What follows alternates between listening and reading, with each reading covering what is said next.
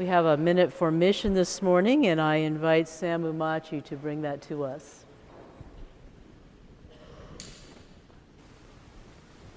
Morning. So imagine, if you will, October of 1998, I attend what is decidedly African American middle school. Middle school, for anyone that's ever been through it will know that it's not the easiest time to cope with, deal with. It's not by any means fair, in my experience.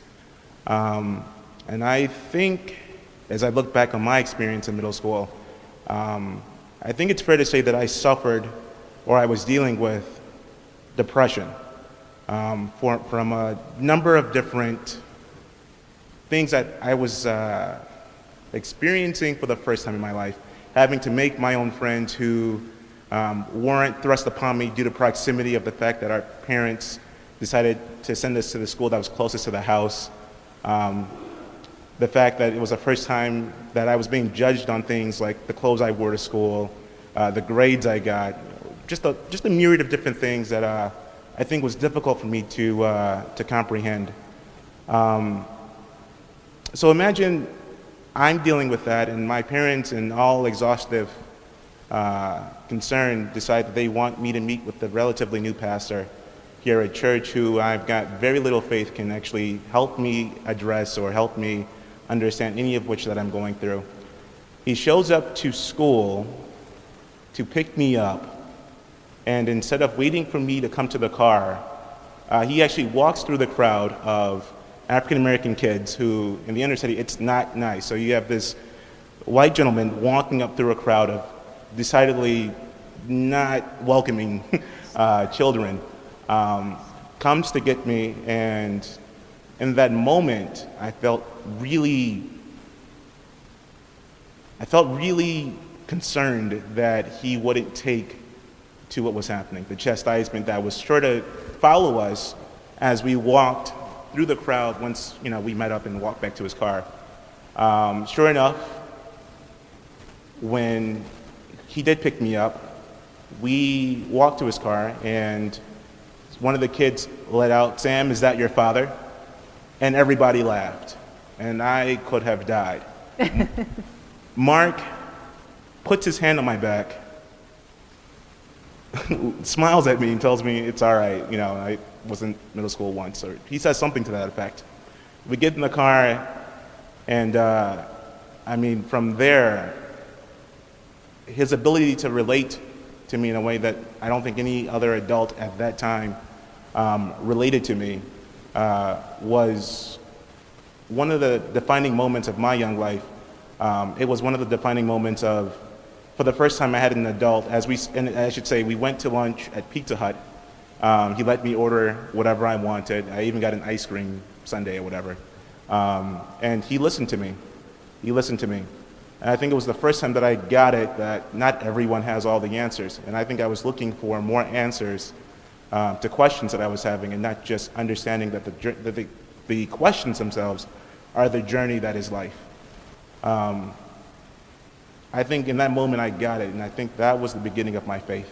In that moment, I really felt that somebody was talking with me and understanding what I was going through. And even if it was just an afternoon, and maybe I'm exaggerating or blowing this out of proportion, but I can only look back at my experiences and say it was the first time, I think, in my young adult life that I got it.